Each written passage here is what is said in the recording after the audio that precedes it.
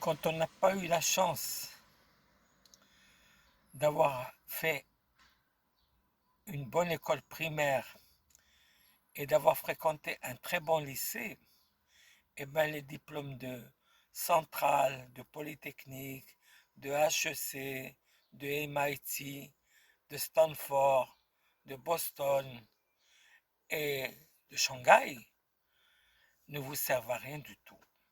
Ce n'est pas la peine de dire je suis un ingénieur de telles grandes écoles, parce que si vous n'avez pas fait un bon lycée, vous n'avez rien acquis.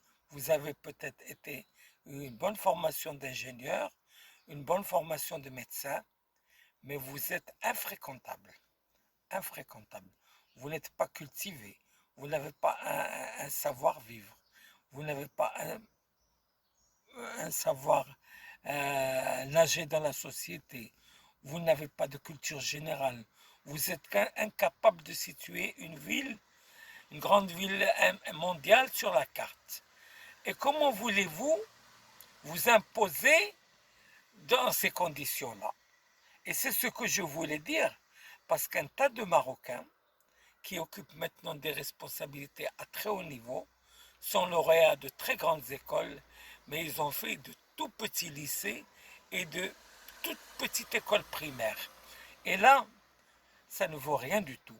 Aujourd'hui, j'ai constaté que les gens qui avaient compris ça, et ils sont nombreux, ils mettent pas, ils ne mettent pas diplômé de Stanford. Ils mettent XY, lycée un tel à telle ville. C'est mieux. Il vaut mieux dire que nous sommes sortis d'un excellent lycée que plutôt d'une excellente université. Et la différence, elle est visible. Et voilà. Je voulais le dire parce que les Marocains, c'est comme ça. Il y a beaucoup de gens qui sont à très haut niveau qui ne valent pas un clou.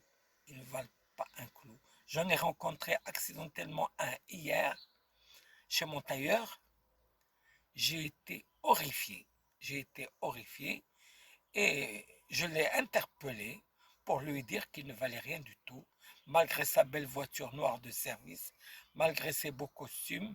Pour moi, un animal était 1000 fois mieux et plus intéressant à fréquenter que cet indigne personnage. Voilà. Allez, bonne journée.